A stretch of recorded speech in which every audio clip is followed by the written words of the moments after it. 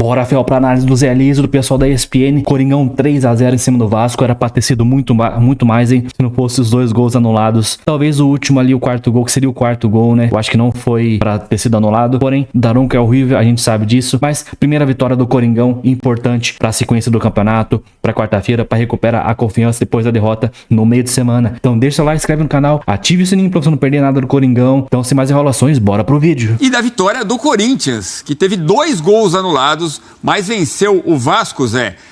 3-0, o Vasco com o time reserva. Pensando no Porto Cabelo, que enfrenta na terça-feira. Você entendeu essa opção do Carille? Tudo bem? Boa noite. Boa noite, Edu, Xará, né? Boa noite, Donan, Fábio. É compreensível, né? É compreensível pelo elenco que o Vasco tem. Ele praticamente entrou com um time reserva, tirou seus principais jogadores, né? O Coutinho, o Vegete ou o Verrete, para quem deseja, né?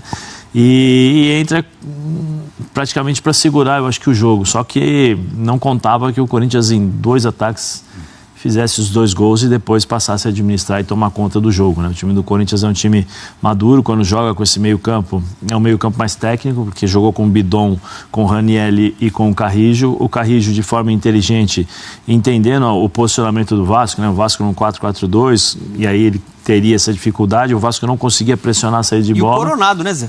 O Coronado, então, ia chegar lá. E aí quando sai para fazer a marcação, o que acontece? O Carrijo sai para o lado do campo, aí se transforma 2, né? Porque Ranieri e Bidon. E o Coronado, ele consegue jogar nas costas dessa linha de marcação que sobe toda hora. Recebe a bola, distribui o jogo de forma, não vou dizer assim, rápida, né? Mas com a bola nos pés, até um pouco lento, mas com precisão nos passes. E o Corinthians chegou com uma facilidade enorme no primeiro gol. Um erro do João, o zagueiro do Vasco, é um erro assim, coisa de base, entendeu? Você aprende quando você está treinando, você olha lá, você tem que olhar o teu jogador. Tá aqui, a gente tem um zagueiro, você olha o jogador, mas você tem que se posicionar de uma forma em que você consiga, né?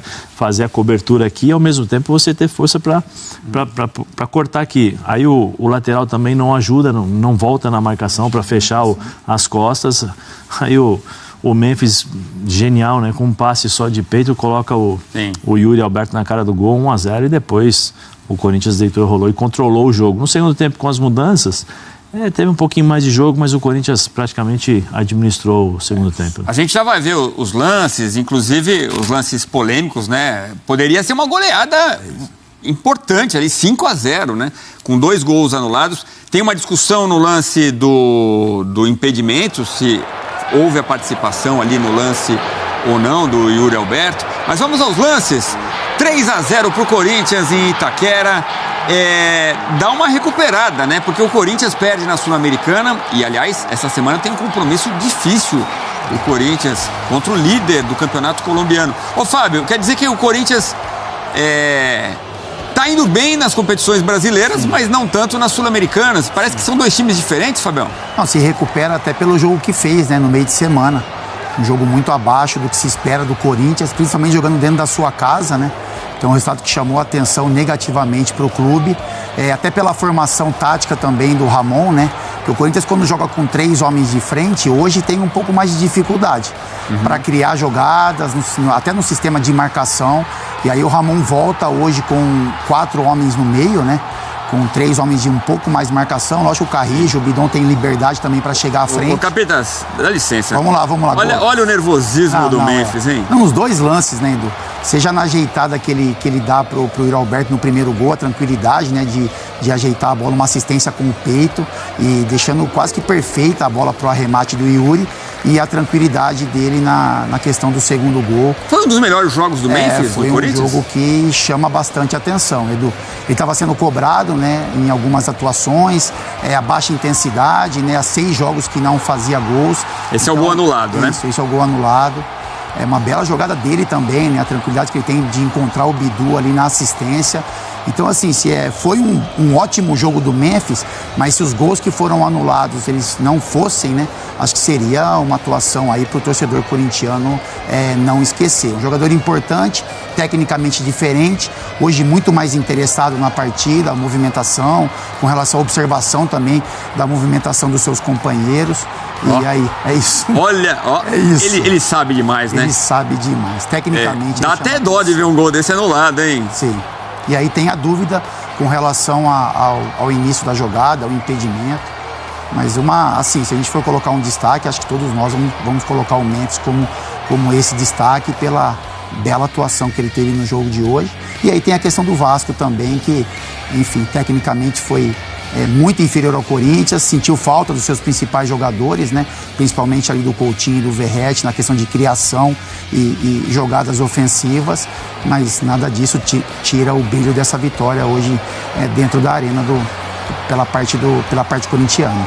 Agora tem uma coisa, né? Matheus Donelli.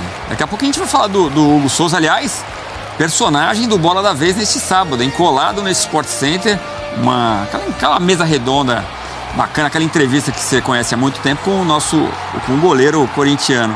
Já, então, na sequência do Sport Center. Fala, Zé. Não, o que eu ia falar é o Pedrinho, no começo, antes do campeonato, né? Quando acaba o Campeonato Carioca, ele fala que ele enxergava o elenco do Vasco entre os 8 melhores elencos do futebol brasileiro, né? Eu acho que o Vasco hoje ele demonstrou a opção, né? Vamos segurar os jogadores porque fizeram um jogo na altitude, cansaço. Vamos jogar com um time reserva, um time misto, vamos dizer assim. E nós vimos a diferença que existe entre Corinthians e Vasco. E o Corinthians, você mesmo falou aí, né? Se os 2 gols não tivessem sido anulados, porque foi no limite, ia ser uma goleada, ia ser um 5-0. Mas a facilidade com que o Corinthians controlou o jogo para o Vasco prestar atenção, para o Pedrinho prestar atenção em relação a reforços dos jogadores, porque assim, uma coisa é você ter 11 titulares, e aí beleza, o time do Vasco com o Nuno, com o Vegetti, com o Coutinho, você consegue ter um time, teoricamente, um time mais forte. Eu acho que a defesa ainda deixa a desejar, né? Agora, para um campeonato de 38 rodadas, como nós vamos ter, com um nível altíssimo desse ano, porque aumentaram as equipes, eu acho que com uma condição maior em relação ao elenco de qualidade. Quando a gente fala qualidade, é um elenco em que o lateral direito e o reserva, né, o titular, eles não existe tanta diferença entre um e outro, então você consegue compensar em termos de qualidade de produção.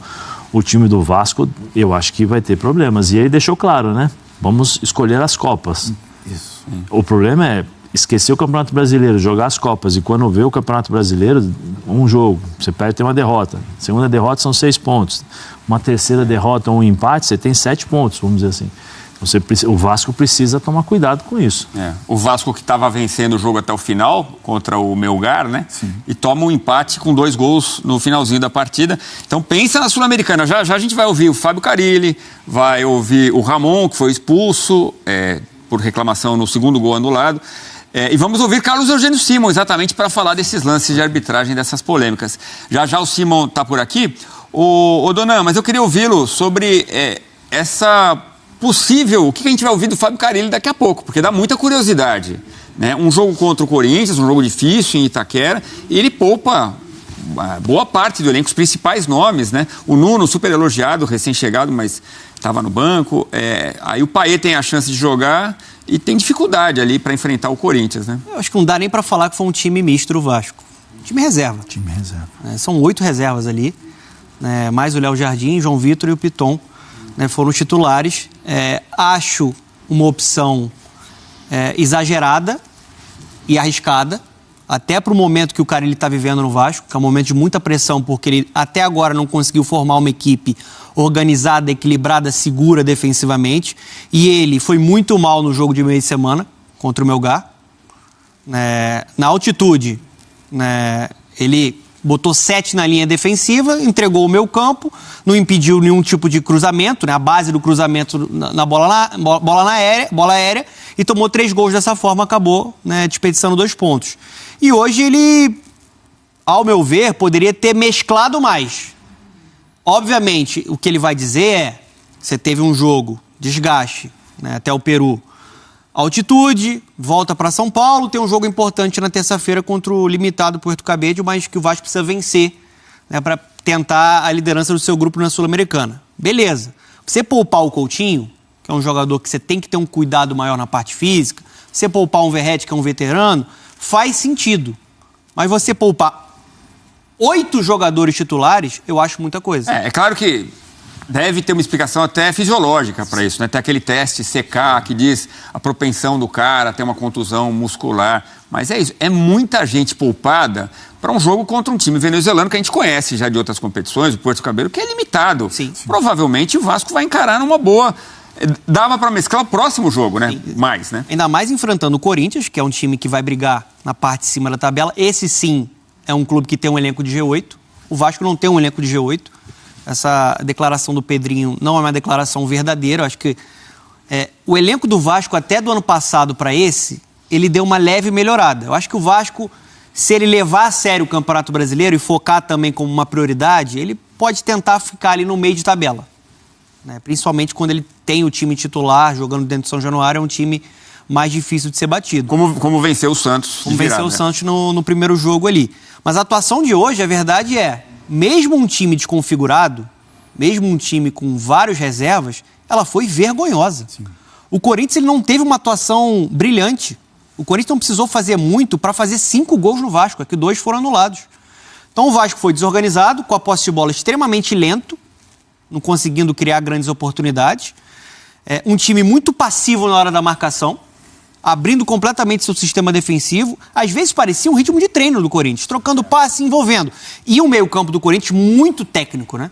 Com Bidon, com Carrillo, com Coronado, né? O Memphis e o Yuri Alberto destruindo completamente a defesa do Vasco. Então, assim, eu acho que o Carille, ele tem que se explicar, porque o momento não é bom, o trabalho dele não é bom até agora, o time mostra fragilidade e mesmo com um time reserva praticamente, a atuação foi vergonhosa do ponto de vista de postura e de organização, né? Faltou senso de urgência, os jogadores mesmo aceitando muito, né, o controle do Corinthians. O Corinthians não precisou fazer uma grande atuação para amassar o Vasco. O Corinthians faz 2-0 e depois vai no banho-maria. É isso. E os 2 primeiros gols com alguma facilidade ali mesmo para entrar. Não, e é uma forma também, Edu, de você, entre aspas, né? Tem treinadores que poupam tirando jogadores. Tem treinadores que poupam construindo um resultado e depois administrando a partida para que você não gaste tanta energia. Então, assim, eu acho que no planejamento do Carille, quando você olha a escalação do Vasco, é um planejamento, assim, quando você percebe, assim, a pontuação, né, que você faz aquele planejamento de jogos. Então, assim, esse jogo, por exemplo, o Vasco venceu o primeiro jogo contra o Santos, né, então a gente computa ali 3 pontos. Esse jogo contra o Corinthians, é difícil ganhar. Então, esse é aquele planejamento de que, como titular ou como reserva, a gente vai sofrer. Talvez se não tivesse vencido o primeiro jogo, não tomasse obrigaria o Vasco a ter um time mais forte, assim. Mas eu não concordo. Eu acho que é um jogo importante para o Vasco, seria um jogo importante para o Carille também, uma atuação melhor. Mas olhando para as duas equipes, né, o que foi colocado em campo, ficou uma diferença muito grande. E aí tem a questão que o Zé falou do elenco, que o Corinthians também não contou com jogadores importantes, né? O Angeleri pela esquerda, o Garro, que está machucado, o Martínez, que foi poupado. Só que os jogadores que entram, eles têm uma qualidade. Então, assim, o Corinthians tira o Garro e coloca o Coronado, que é um jogador de características muito parecidas, né? Enfim, o Angeleri não conta. Existe uma diferença do lado esquerdo, né? Pela qualidade do Angeleri e dos outros. Mas, enfim, num jogo dessa proporção, o Bidu foi bem. E o Martínez, quando o Martínez sai, entra o Bidon, que também é um jogador de qualidade. Então tem a diferença também das movimentações de peças e a diferença de qualidade de elenco. Sabe o que foi mais assustador no jogo? Porque o Ramon, ele acha muito o meio campo, né? Deixa o Corinthians mais equilibrado quando ele coloca Ranieri, né, Martínez juntos, o Carrillo e o Garro na frente.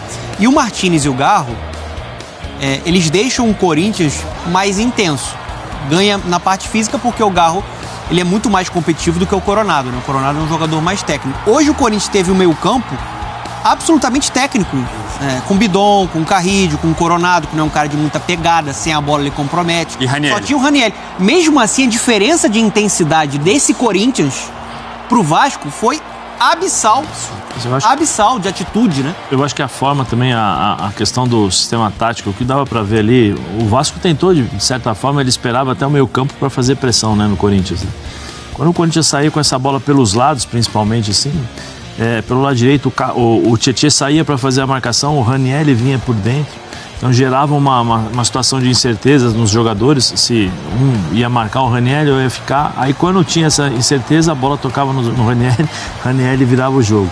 Aí eles fechavam o Ranieri e encontravam, aí o jogador do Corinthians encontrava o Coronado jogando nas costas dos volantes. Então, assim, é uma questão de algumas determinações que foram feitas. Eu não sei se o Carille planejou isso ou se foi automático da cabeça dos jogadores, porque, assim, você começa, Edu, um jogo com um planejamento. Aí você já toma um gol, já começa a encontrar as dificuldades.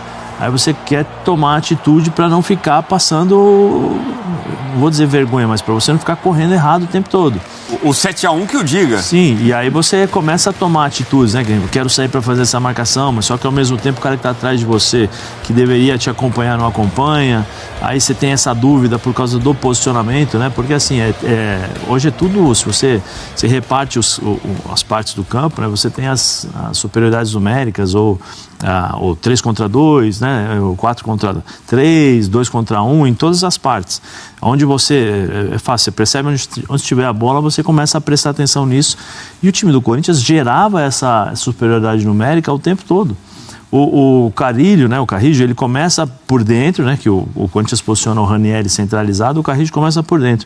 Quando ele percebe desse posicionamento, porque vai bater de frente com ele, ele sai para a lateral. E ele faz muito bem isso. Ele sai para a lateral e fica bem em cima da linha. E aí o lateral não sabe se vem ou não, porque o Yuri Alberto fica mexendo, se movimentando ali na frente. E o Coronado também. Então, assim, é uma situação que o lateral não vai sair, porque ele vai ficar na linha de 4. Ele vai ficar lá na linha de 4 defensores para esperar. Isso tudo gera dúvidas na cabeça do marcador. E aí que o cara que tem a bola nos pés começa a jogar. E o time do Corinthians encontrava fácil esse toque. 1-2. A opção do Ramon porque muitas prévias davam o Romero no ataque, né? Sim. E aí ele povoa mais o meio de campo e acaba tendo essa opção importante. A gente vai falar mais sobre isso. Se é esse o desenho do Corinthians daqui para frente, se talvez dê uma solidez ali na criação, se algum tipo de jogo é assim, o outro é melhor com mais um atacante. Mas e Coronado a gente precisa conversar também, né? E o Yuri Alberto, mas o Corinthians se sente muito mais confortável nesse sistema. Né? O Corinthians tentou por algum tempo essa linha no 4-3-3 com 3 homens de frente, mas aí o Corinthians sente falta de um jogador a mais no meio campo. E aí o Ramon, pela leitura que ele tem e pela leitura de elenco também, enfim, na minha opinião, o Corinthians é muito mais forte quando tem essa formação. Com 3 homens que fazem a função de marcação, mas que também usam a beirada do campo, né? Como se fossem pontas em algum momento. O Carrillo faz muito bem isso por um lado, o Martins faz muito bem pelo outro. O Bidon, ele tem uma outra característica, mas quando precisa dessa movimentação, ele também vai aprender a fazer isso. Um homem de criação ali que em muitos momentos se encaixa ali como um terceiro homem de ataque, mas é o jogador, o Coronado e o Garro, eles têm a responsabilidade de encontrar o Yuri Alberto e o Memphis em condições de fazer o gol. E aí tem esse entrosamento que foi criado pelos dois. Então hoje isso é muito automático, assim, você percebe o entrosamento, é muito claro o entrosamento do Yuri e o Memphis nas movimentações. Um encontra o outro. Isso. E parece que até tem mais espaço para eles. Exatamente. Né? Eles têm mais espaço de movimentação, né, para que a gente sabe que eles gostam disso. O Memphis precisa de um pouco mais de espaço para usar a genialidade dele. O Yuri precisa de espaço para receber a bola na frente, ter espaço dos confrontos com os marcadores. Então é um sistema que foi encontrado pelo Ramon pela qualidade de elenco, mas que faz o Corinthians ser mais forte do que quando o Corinthians joga com 3 homens, a opção do Romero, por exemplo, pelo lado direito. Isso, Fiel, que vitória do Coringão 3-0. E se não fosse o Daronco, era pra ter sido uma goleada do Coringão, no mínimo 5-0 aí. Porém, cara, eu acho que um dos gols não dá pra ser anulado. Aquele do impedimento, é outro lance ali, cara, segunda jogada, não era para anular aquele gol ali. Alguns corintianos falaram que o gol do Bidu também, que foi anulado, não era para ter sido anulado, porque ele foi em direção ao gol. Mas não sei, cara, mas tá bom demais, 3-0, em cima do Vasco. Carille aí veio com o time reserva pra cima do Corinthians, mano. Cara, o cara é louco. Dentro da arena, eles vão pegar um time venezuelano ainda muito fraco e poupa contra o Corinthians. Muito burro o Carille, mas valeu, 3 pontos pra nós. Carille é muito Corinthians, né? Já começar a segunda rodada. Começar vencendo, assim, é bom pra caramba pra gente poder ter uma confiança no Campeonato Brasileiro e nos próximos jogos. O Coringão precisava de uma vitória assim, né?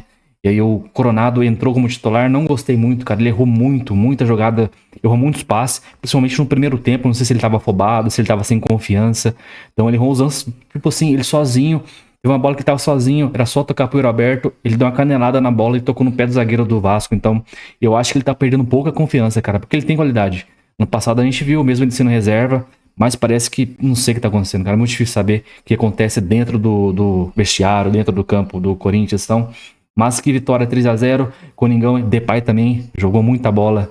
Eu fiquei com medo daquele lance lá que o zagueiro do Vasco pisou no tornozelo dele, que deu uma virada ali. Falei, vixe, vai sair. Mas ele, Guerreiro, ficou aí até o final do jogo. Vitória importante pra gente, pra ir pra Colômbia contra a América de Cali, pra gente poder vencer e recuperar da primeira derrota na competição da Sul-Americana, que dentro de casa doeu um pouco, né? Mas é isso aí, Corinthians. Deixa seu like, se inscreve no canal, ative o sininho pra você não perder nada do Coringão. Vídeo todos os dias aqui no canal. Então, até o próximo vídeo. Valeu, é nóis!